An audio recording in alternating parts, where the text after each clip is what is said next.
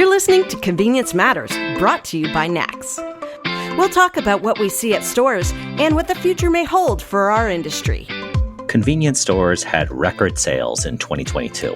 We'll talk about what drove that increase and look at some of the concerns for the industry going forward in 2023 and beyond. So let's just start off with a very quick question. The president, when he does the State of the Union, he says the State of the Union is, and then he fills in the blank. Let's start out this one. The state of the convenience industry is promising with challenges. That is Chris Rapanick. He is Managing Director of NACS Research, and he's going to guide us through some of the numbers today that we learned at the recent NACS State of the Industry Summit and through other research vehicles that Chris oversees. So welcome, Chris. Thank you. Thanks for having me. You did the easy part. You did a summation of the industry. Now let's dive in. But before we dive in, can you kind of give us an overview about NACS Research? Take us behind the numbers. How many stores participate in some of the surveys that we put together? And what is it all? How is all this sausage get made that talks about what goes on within our industry? Sure thing. So the State of the Industry Enterprise is kind of the bread and butter of NACS Research. It obviously contains the State of the Industry report as well as the summit that we do each April. A couple other things that we do, our consumer insights program is called Convenience Voices, and that's where we really dig deep into the shopper side of the business. And we also do a very popular report as well. That's the State of the Industry Compensation Report, which helps retailers kind of benchmark their compensation against other retailers that are running like businesses. And then we do a lot of white paper thought leadership things as well that you can find on convenience.org. For the State of the Industry report for this year, the summit is the first to look at the data that we collect from retailers. And that event provides retailers and suppliers the opportunity to get a first look at the data that will appear in the report. Also some opportunities to hear from speakers both inside the industry and outside about their thoughts on performance for the year before, as well as some looking forward suggestions and things that they might do to improve their business. So it's a very unique situation that we have. I know of no other industry that does this, but all of the data that comes for the State of the Industry Enterprise comes directly from retailers. So we had about 165 or so companies participate this year, and that constituted just short of 32,000 sites, it's a great year, great participation that we had this year. And all of that kind of combines into an aggregate look that we call the SOI average.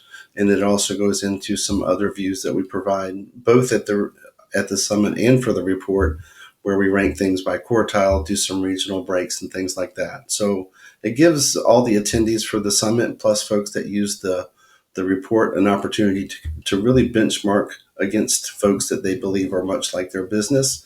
And it's pretty valuable for retailers as well as suppliers that want to learn more about the business. Before we dive into the numbers, just one more thing is probably worth covering is in this 2-day State of the Industry Summit, we cover the industry, and then we cover an awful lot that relates to the industry, most specifically the U.S. economy, and that's usually how we kick off things. Can you kind of walk us through where the discussion was this year in terms of the economy? I guess specifically looking at inflation and employment in how that affects this year's numbers and going forward. Yeah, that was definitely the main topic, and I think that was carried through probably every presentation that you saw. Probably mentioned inflation and employment at one level or another.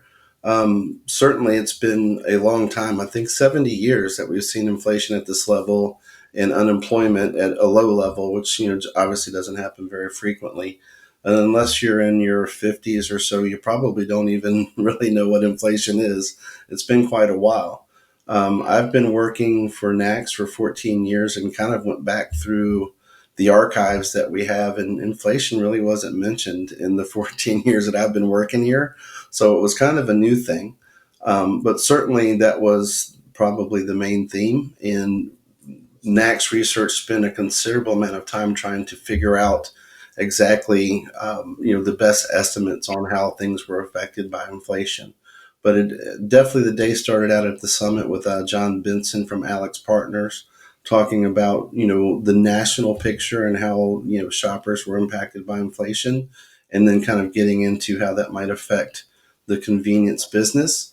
So certainly that was a concern for everyone, and I think that it's probably, as most know, it's getting a little bit better, but still remains a concern and probably will remain a concern, definitely throughout 2023, and probably the number one item on most retailers' minds, I would imagine now. And I think really what it comes down to is, where does the elasticity stop becoming inelastic, and will people decide that they don't want to shop in, any retail establishment, but specifically convenience stores, as pricing maybe continues to increase? One of the things when we talk about the industry, we talk about it's largely recession proof.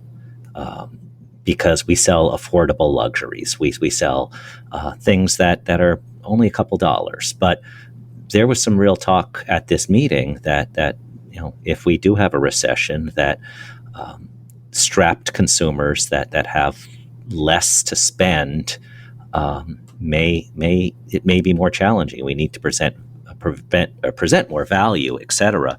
We'll talk about that in a bit, but I just want to start out by saying, overall sales were $900+ billion, which is by far a record. Setting aside gas sales, which had a slight increase in terms of units, let's talk about in-store sales. Give us an overview about what we saw inside the store in terms of sales, basket, and trips. Yeah, so that was probably one of the best pieces of news that we got from the data this year.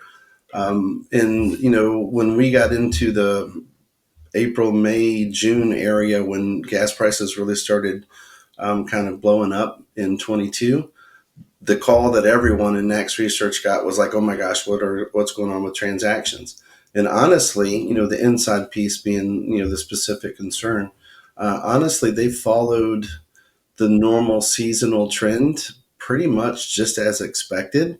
So that was probably, kind of the amazing thing for me is that, here you have this environment that, certainly people are unsure of. No one had seen a $5 gallon of gas before in most situations. And yet people still continued to go inside the store. So I believe that probably that piece on its own would be the best piece of news that we got this year, is that people still continue to go inside the store. And there are other pieces to that. Obviously, people, when prices are higher for gas, people buy fewer gallons, so they're on site more frequently, which maybe turned into a bonus for retailers, so they had more shots at converting those customers. But at the end of the day, inside sales were up 7.8%, driven by food service mainly, which was up 14.3%.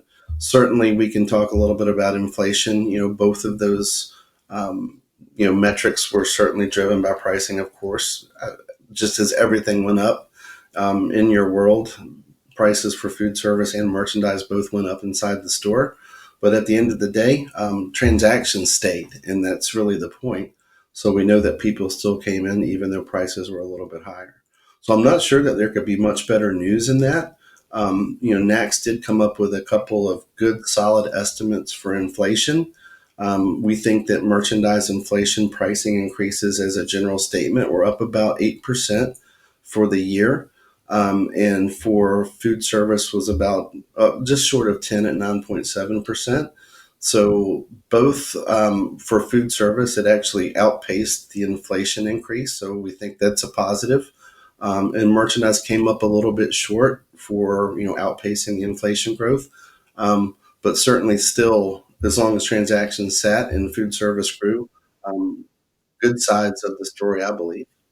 So, Chris, talking about food service, I believe every part of food service was up except for was it frozen dispensed, if I'm remembering correctly? Yeah. Right. But prepared food being the bulk of food service.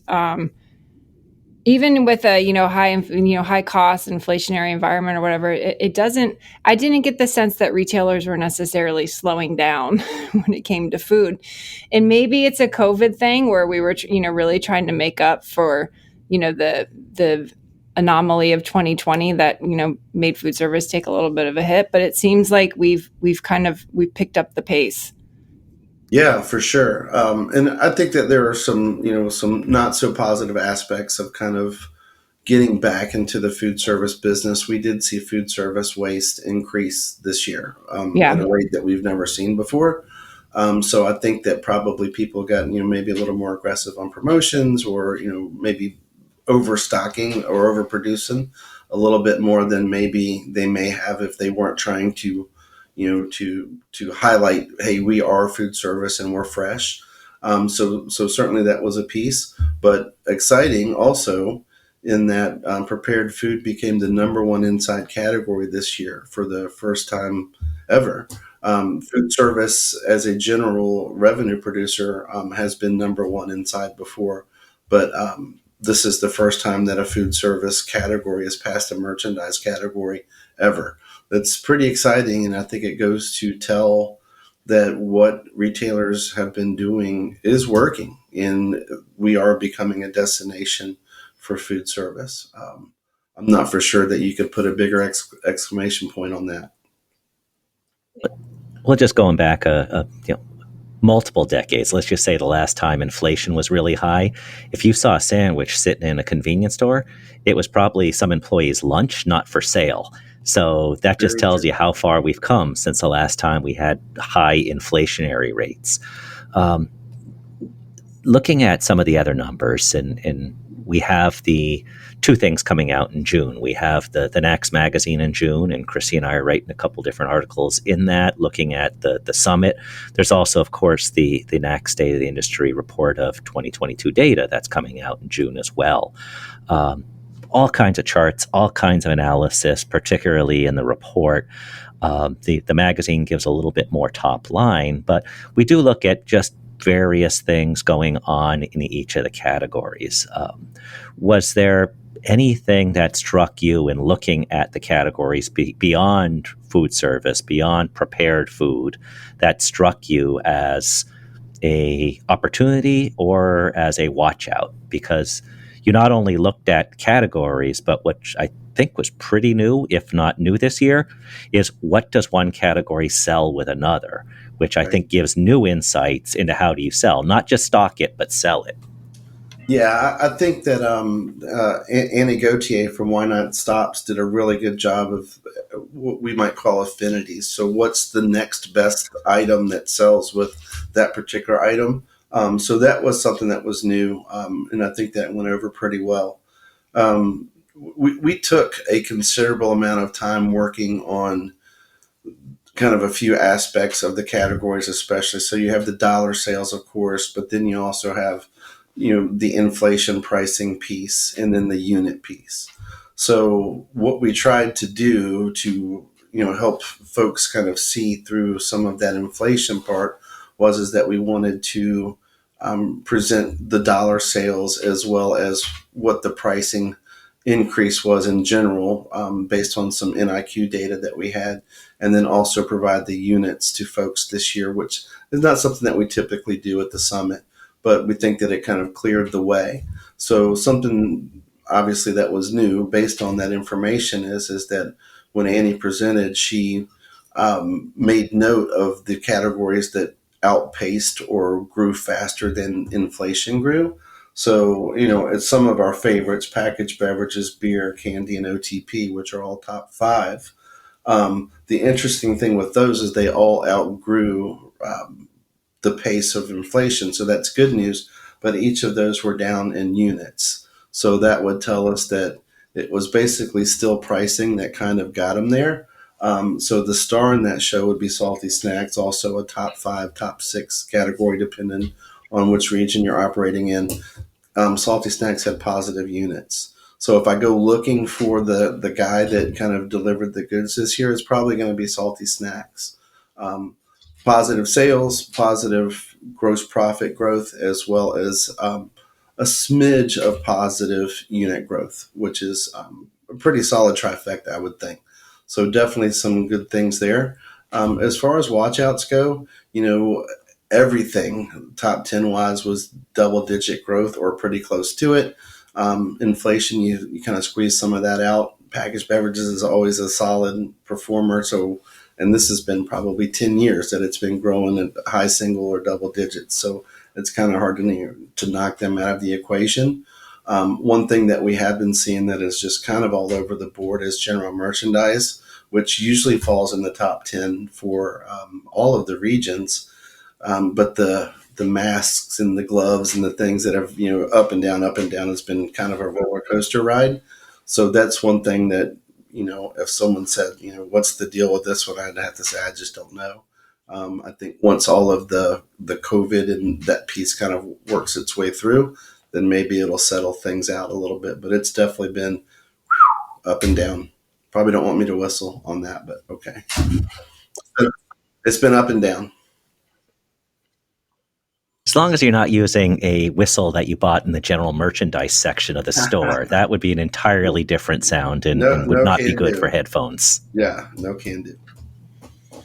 One of the things that you brought up earlier, Chris, is you base this, I think I got your line correctly. I know no other industry that does what we do. And that's not just putting together the numbers, but it's the second part of putting together the numbers. In addition to analyzing it and describing what it means, but the benchmarking element. And what the research team does is benchmark on two different levels. You do it by quartile and decile, looking at what makes a good performer and what makes a lesser performer. You also do it by region. Let's just start with the by performance. Take us through what are significant takeaways when you look at sales by decile or the top compared to the bottom, and how do you define the deciles? Right. So historically, NACS has used a quartile system to rank the retail submissions that we get, and we do that based on store operating profit. Just to make it real quick, it's basically what you sold minus what you paid to get what you sold and what you paid to get in the property that you sold it in. So it's a very good metric to compare a store against another store. It doesn't take into account like your chain size. So if you have a huge corporate expense structure, it really doesn't matter because it's basically the performance of one store versus another. So it's very good for retailers of any size to be able to compare. And that's what we've used is that quartile ranking, so top versus bottom in store operating profit. Well, certainly since I've been here. We found within the last few years that we really were kind of lumping retailers that had different business models into quartiles that probably didn't match too well. So we wanted to expand. And as you mentioned, that really got us into the decile mode. So now we've gone from 4 specific groups to now 10. And same process was store operating profit, which was a lot more insightful. And within, the last 2 years at the summit, we've presented deciles in the form of inside store operating profit. So if you're a retailer that's really focused on the inside and you want to be able to compare your business against other retailers that are doing the same, then that's your metric. So it basically takes the gas business and strips all fuel business out of your numbers.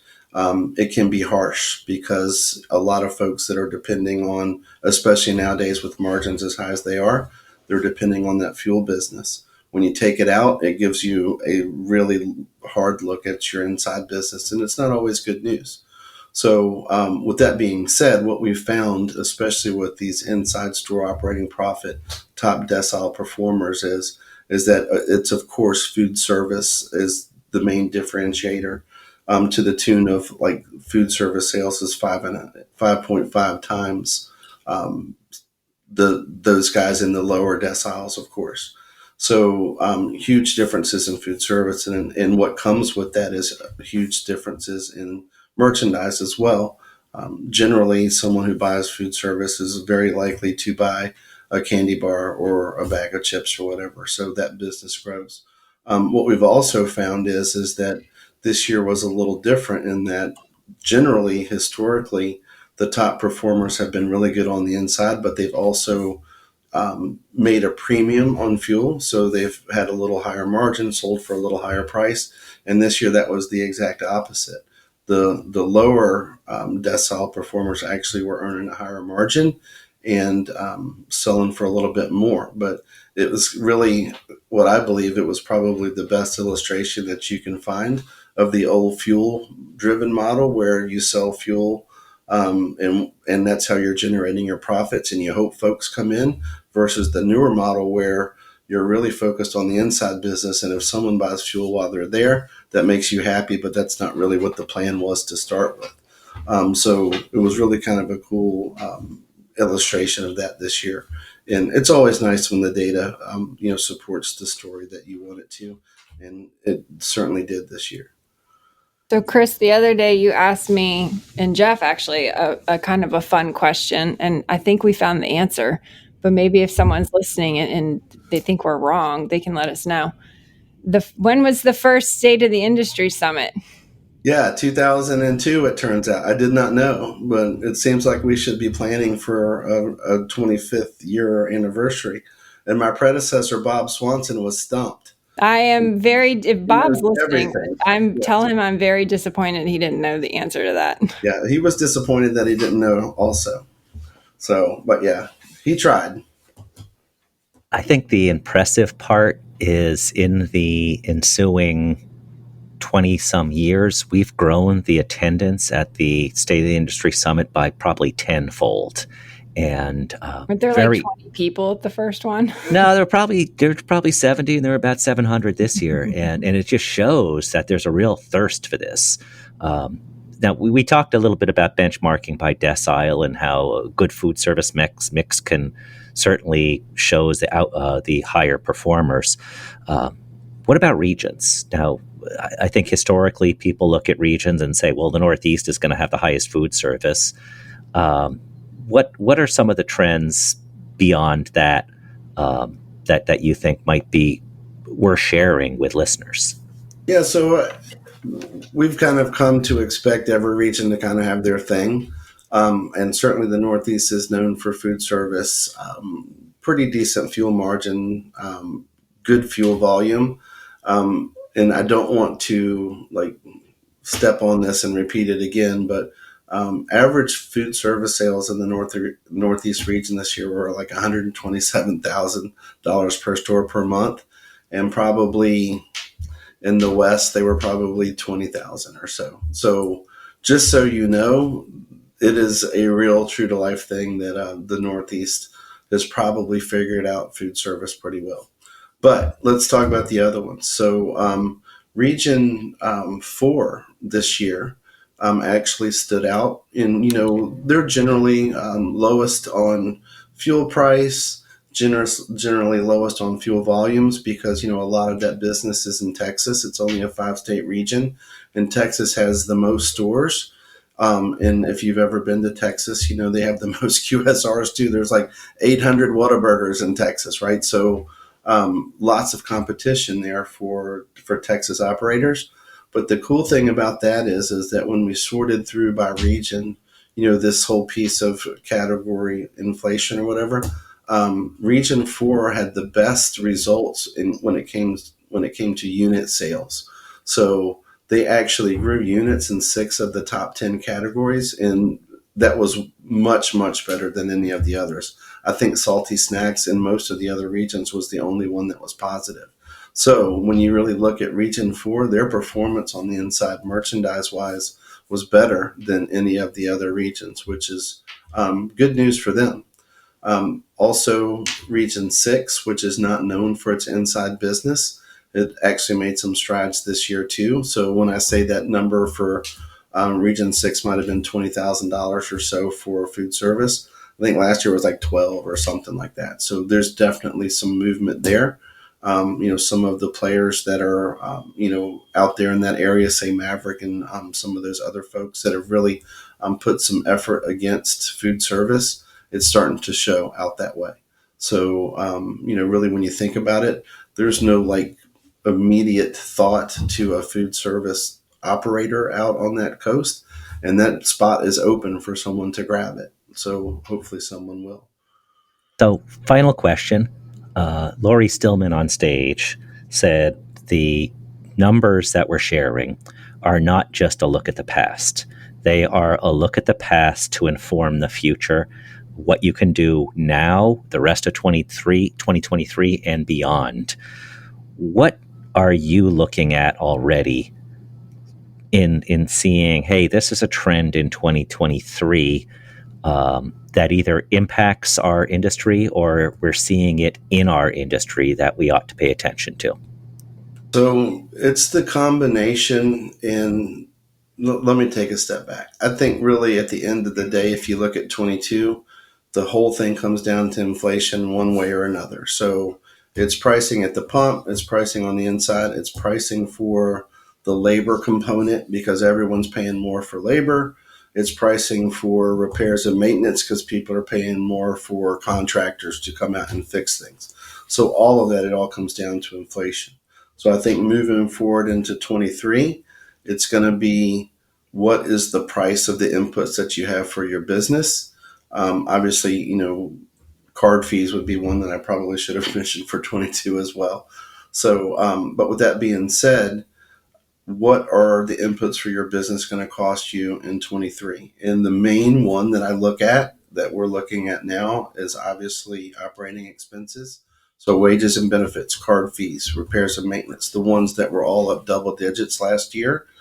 And the other piece of that is fuel margin, because a lot of retailers were using excess fuel margins that they hadn't probably expected to have to pay those double-digit increases in what we call DSOE, direct store operating expenses. So currently, operating expenses are on the same track, still growing double digits, and fuel margins are starting to slide. So a lot of guys that were profitable in 22 with a nice solid, 37, 38, 39 cent fuel margin are going to probably have a rough year of it if they don't maintain that margin. And I believe it was probably in Lori's presentation too. If we ever went back to a 25 cent fuel margin like we had just a few years ago in 2019, operating expenses are going to be an issue that are going to have to be dealt with directly and not just, kind of sideways like we've been doing with excess fuel margins. I think you just brought it all home. We started out by saying the state of the convenience industry is good, but there are challenges. I think you just summed it up very well. Chris, thank you for joining us today. I know that as soon as you are done with us, you are going to get back to writing and editing because these charts, these pages, all this stuff has to get done and get done very fast. So appreciate your time on this today. Thanks for joining us and thanks for sharing the numbers. And most of all, thanks for what we saw on stage with a really, really strong State of the Industry Summit. Thanks for joining us today, Chris. Thank you. I appreciate you having me. And thank you all for listening to Convenience Matters. Convenience Matters is brought to you by NACS and produced in partnership with Human Factor. For more information, visit convenience.org.